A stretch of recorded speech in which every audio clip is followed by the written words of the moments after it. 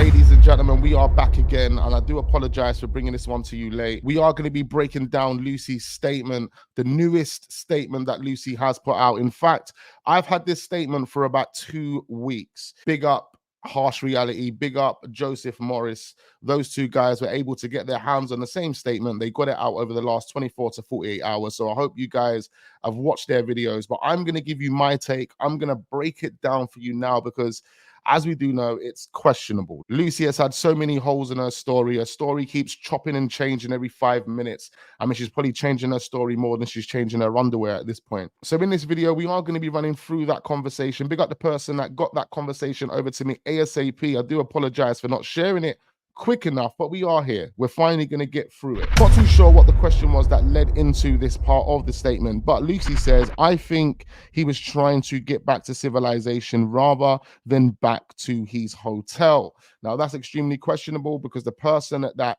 started to paint that picture was Chris Tenerife. Video I am going to be dropping later on is of the reporter, the person that traveled to Tenerife and gave Brad that interview.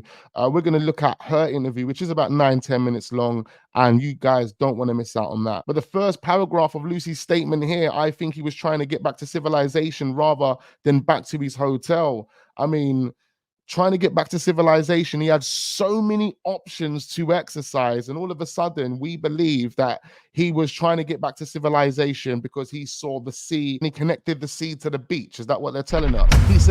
He said on the phone to Brad he was taking a shortcut, so it does make sense. What makes sense? That he saw the sea and connected that to civilization, when at that time in the morning, as the reporter that we're going to react to later on confirms, as Jay's mum's confirmed, as multiple people have confirmed, there's a lot of activity happening in the Muscat area around the times where Jay left the Airbnb. It doesn't make sense that he went all that way and didn't see a car. He didn't see a person. What also doesn't make sense, Lucy, is that you didn't jump in a cab and go and get him. You jumped in a cab and you went to the police station. Why? Tell us why you decided to do that. And another reason why that doesn't make sense is because Brad never had the same energy as you. He didn't feel concerned about Jay.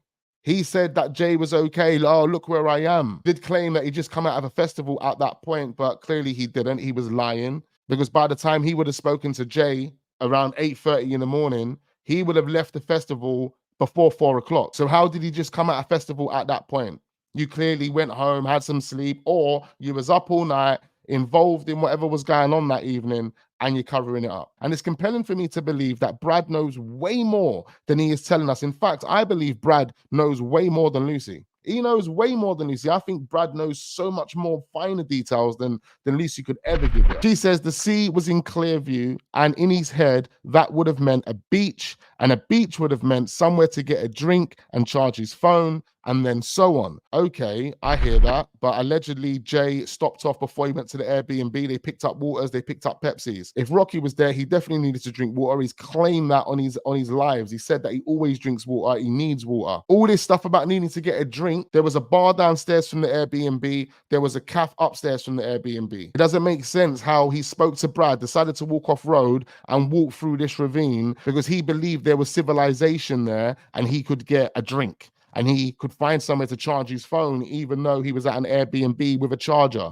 even though there were multiple places in that area where he could have stopped off and charged his phone. But you want us to believe that he walked through this ravine because he saw the sea and he connected the sea to a beach, and then he connected that to civilization, and therefore he thought that's a place he could go and get a drink and charge his phone. Again, there was multiple options that Jay could have exercised, including speaking to you and getting a cab from you, speaking to Brad, getting a cab from Brad, or you guys going to collect him. He could have waited at the bus stop. There was 2 different bus stops he could have waited at. He could have gone back to the Airbnb, especially if Ayab and them man are friends, mates of mates and all of this stuff. He could have gone back to the Airbnb and got that lift, or he could have walked the right way and stayed on the road. He could have hitched a hike. There were so many different options that he could have took, but he decided not to exercise one of those options. He decided that he was going to turn into Tarzan and walk through a ravine. Now, what actually happened to lying in a ditch cut by a cactus? What actually happened to him telling you that he feels he's going to die? Are you telling me at that point he was deep in the ravine? How did he get so far into the ravine at that point if you spoke to him in between the hours of 8 till 9? Then he was in a ditch cut by a cactus needing help. And then he crawled out of the ditch, all the blood pouring from his leg from the cactus.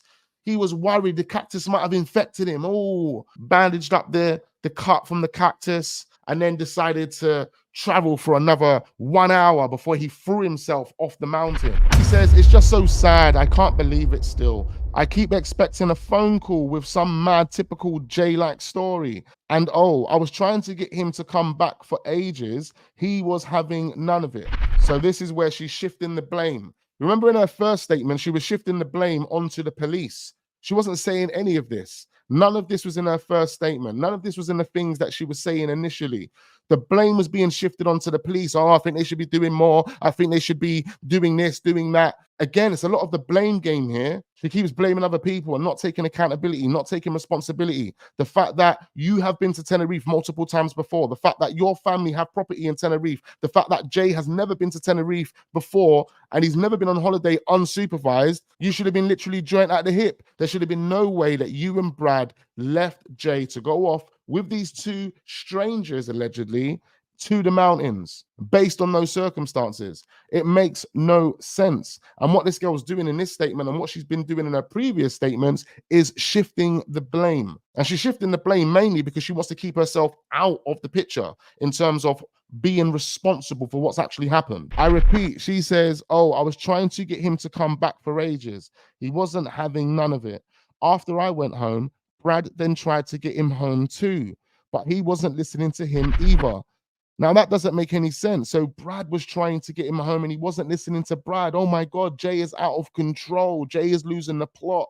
Even at that point, let's just say this is facts. Let's just say this was the case.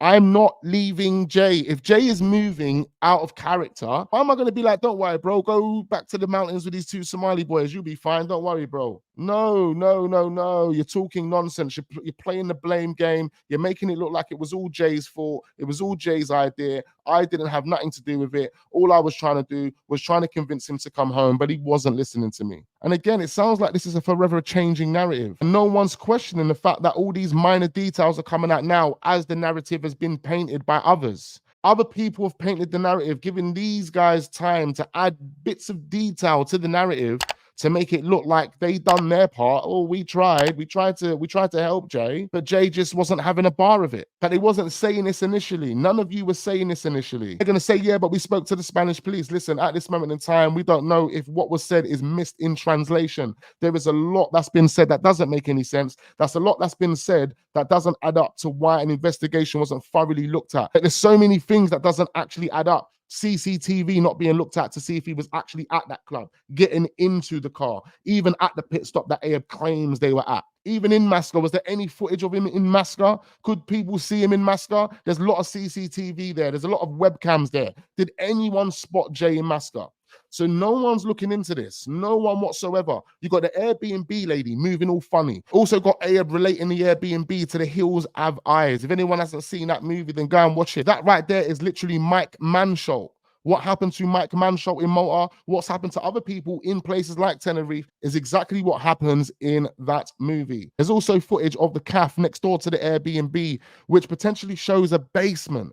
And some people believe that he could have been kept in a fridge within that basement. So she goes on to say here, I think everyone has the impression that we just left him, and that wasn't the case at all.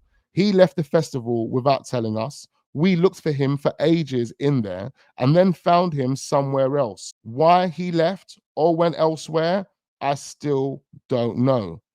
When I found him, I only spoke to him for a min, telling him to come back. But he said he was trying to stay out and to tell them to go and find him. So she's making out that he was leaving them, roaming, linking up with other people there. It doesn't make any sense why I was doing that and no one was reining him in. No one was, calming him down, trying to bring him back down to reality and tell him, listen, bro, like, just watch yourself, be easy, relax. Like, where was that kind of friendship? Where was it? Where was the persistency in getting him back home? Because it seems like, oh yeah, I asked him once, he wasn't really on it. I spoke to him only for a min, and then he decided to wander off with some next guys. I don't know. It sounds really irresponsible. It sounds just as irresponsible as those guys that are trying to get rude to me online, even though their addresses are on the internet. That's absolutely crazy. She says, I went home and presumed he would finish his night on the strip with everyone, and they would go home together. His hotel was only 5 min away in a taxi. I still don't get why he went there, she says. So many questions and no answers. So she's saying she's got many questions, but she doesn't have the answers. So maybe Brad's got the answers. As she claimed, she left earlier than everyone else. So Brad was still there. Brandon was still there. And of course, Abe and his gang was still there. She says, just hope he's bopping around wherever he is and he knows we all looked for him and we all miss him. You know, that conversation actually took place around the 20th of August, so it weren't too long ago. And listening to that statement, it seems like she's putting all the blame on Jay, but she's also trying to push the same narrative as Chris Tenerife. So allegedly, he saw the ocean, connected it to a beach, connected that beach to civilization, and you know that's what Jay was thinking. Had so many options to exercise, but allegedly he chose to exercise the option that Chris Tenerife and them man painted for us. There's no facts to confirm that's what Jay decided to do. There's no facts to confirm that's what Jay did. At that point, Jay could have been running for his life. Jay could have been fearing for his life. That option would have only been activated if you was fearing for your life, if you was running away from something. Because it doesn't make sense why he didn't call a cab, didn't wait for a cab, friends didn't call a cab, go and pick him up, didn't walk back to the Airbnb, didn't wait for a bus, didn't hitch a hike, didn't go the right way down the mountain, didn't call his mum, his dad, or his brother to let them know he was in trouble, but he called Lucy and Brad. The Airbnb manager, Ophelia, claims that she see him walking the wrong way, but she didn't give him the right direction. She allowed him to continue walking. Abe claims that he spoke to Lucy at 9 o'clock in the morning,